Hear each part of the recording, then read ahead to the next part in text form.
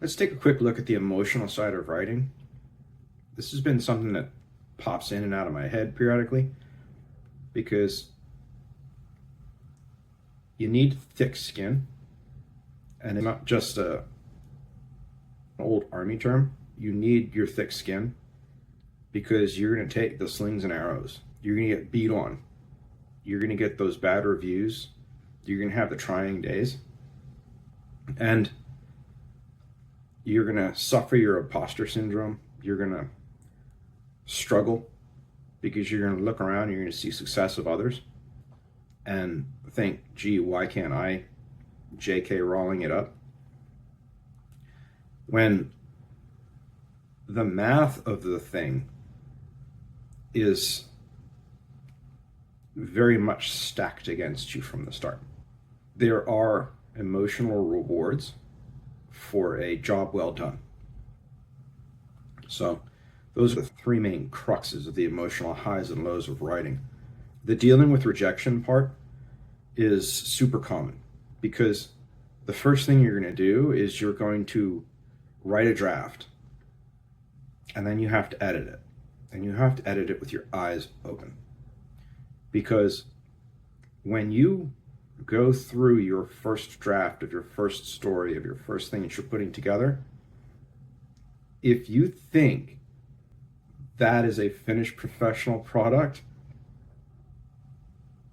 when you are reading it out loud, you've probably got some bad news coming. Your chances of creating a first work masterpiece is slim to none and slim left town. Chances are the first rejection that we're going to suffer when we're writing is ourself. Because if we have any self-reflection, any introspection in the bones of our body, we have to edit our work. And if you really want to know what your work sounds like, put your text on a text-to-speech and let the computer read it back to you.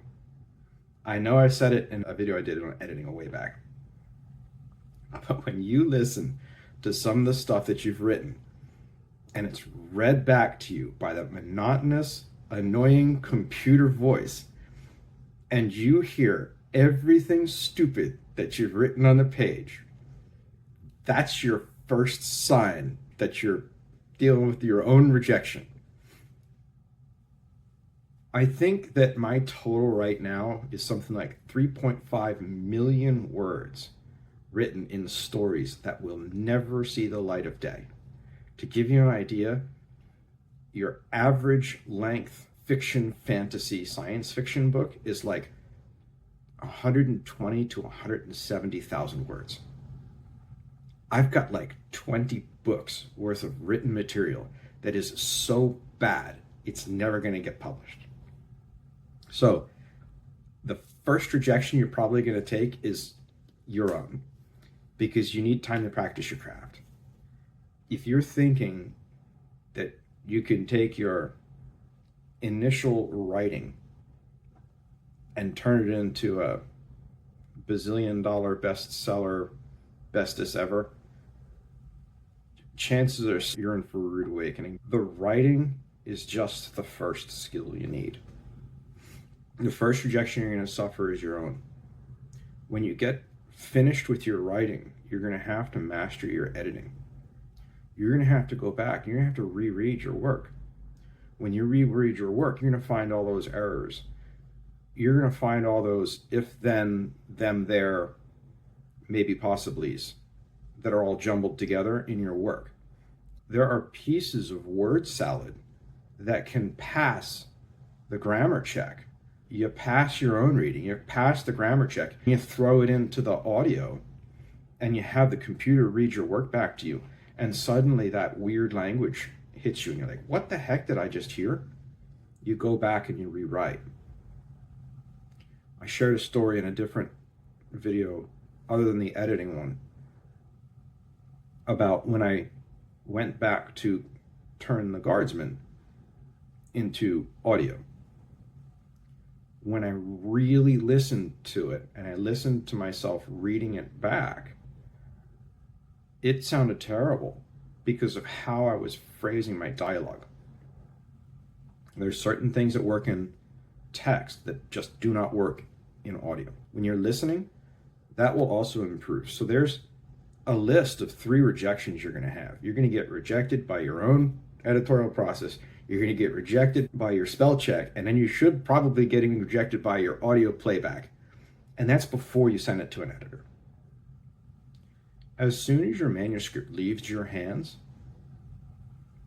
and it passes into the professional hands of an editor, or even the semi-professional hands of like your mother, who actually knows how to spell, by the time that your work gets into those hands and they start going through and they do copy editing, you're going to get back red marks.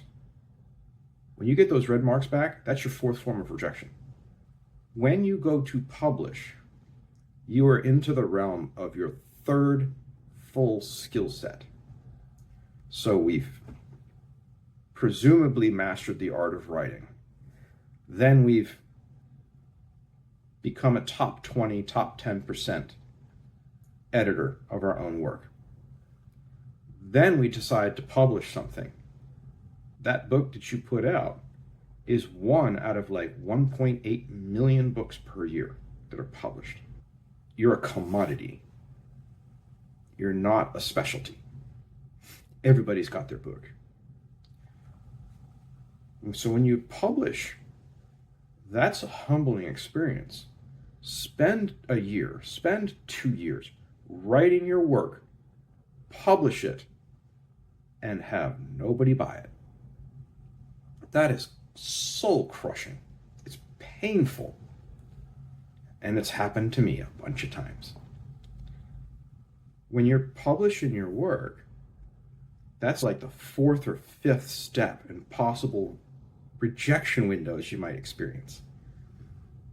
Then let's pretend that we actually get our marketing right and somebody finds our book and buys our book.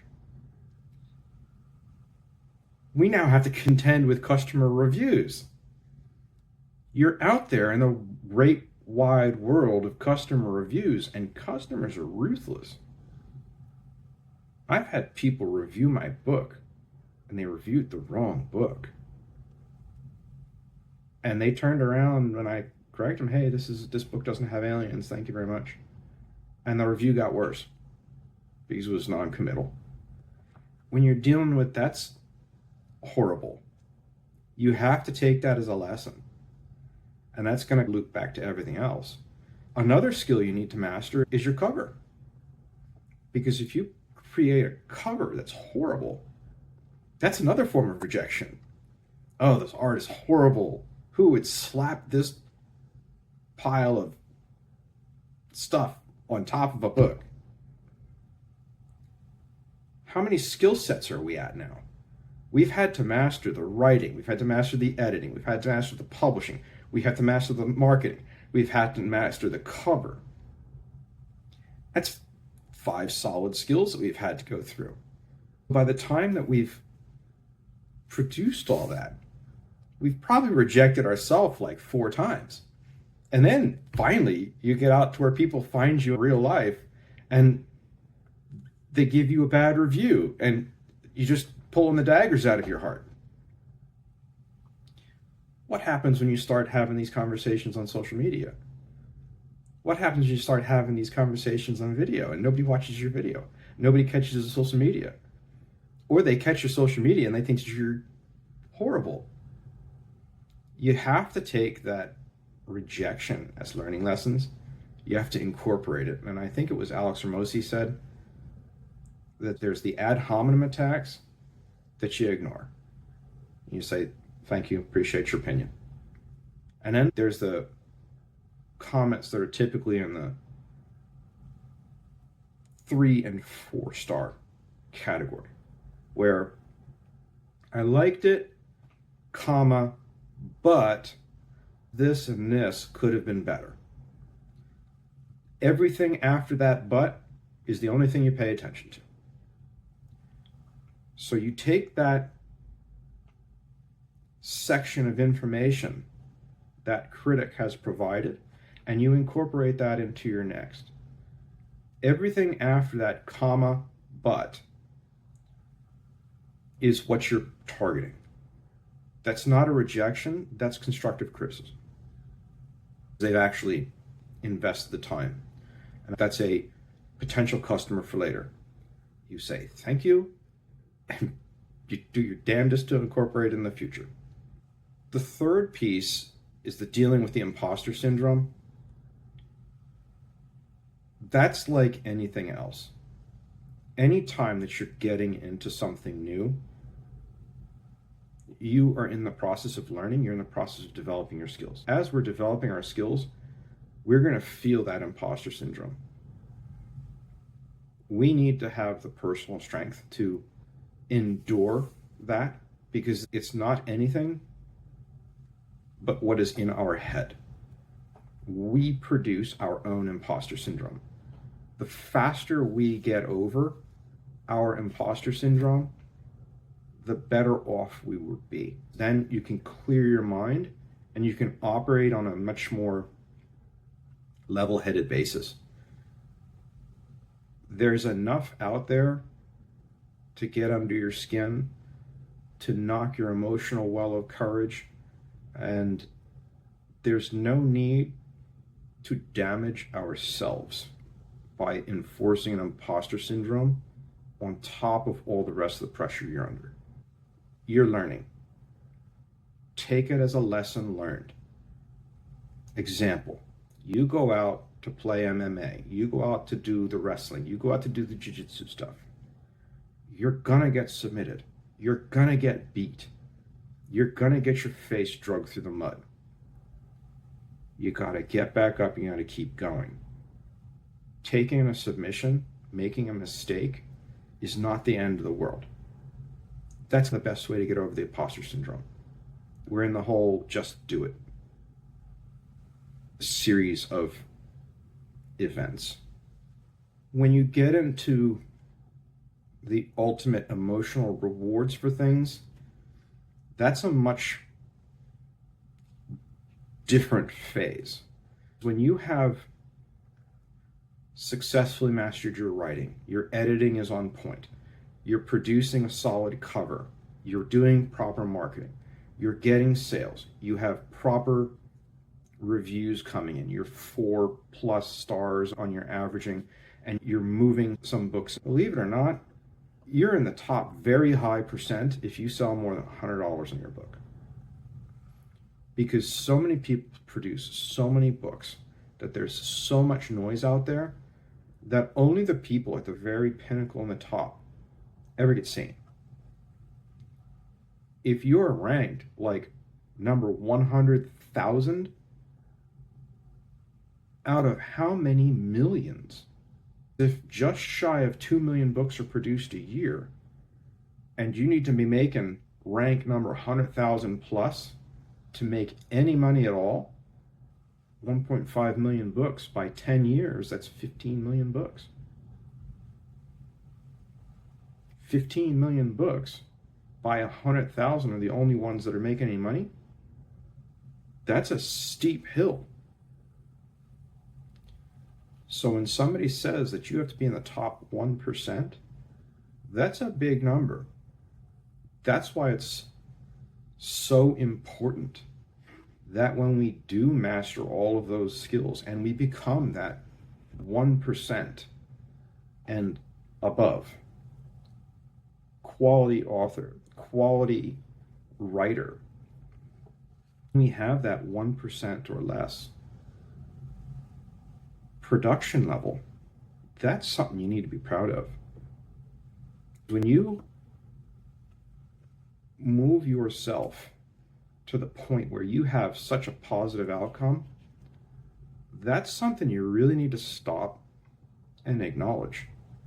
Because if you've made $100 in your book, it doesn't sound like much until you realize that you're in like the top 0.5%. It's a ridiculously small number of people who actually make any money. So when you publish your first chances are small, as in 1 out of a few 100 million. Chances are small. There's easily 10, 15 million books out there. The chances that your first piece of work that you produce is going to go the way of J.K. Rowling or Andy Weir, it's exceptionally rare. You have to have the galaxy and the universe align for that kind of stuff. So when we have a month where our new release produces that $100, good on us. We need to acknowledge that as a success, and we need to continue working. There's a time for the celebration where we acknowledge how wonderful that result is, and then we need to get back to work. Personally, as an addendum, I am struggling with an emotional side of writing on the actual writing. The story that I'm crafting now is emotionally difficult for me to write because of prior experiences and the context of what I'm writing. I tried to keep this mostly into the emotional context of being an author, but there is also the emotional context of writing your material. The story that I'm filling in now is a backstory for another book. It's characters, I know where they're going. It's difficult to write it because I have to like these characters, and then bad things are going to end up happening to them. Not because I dislike the characters, but because it's essential for the story. That's outside of where I was aiming for this, but that's an oh by the way that popped in my head. As far as the emotional side of being a writer, those 3 things are the biggest that I've dealt with.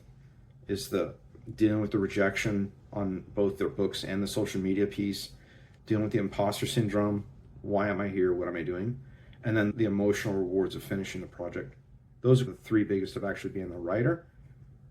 Publishing, as far as putting the work together, there's the emotional commitment, the emotional toll that some of the scenes take. That's a slightly different subject, so maybe we'll touch on that another day. You have a great one. Enjoy the rest of your week.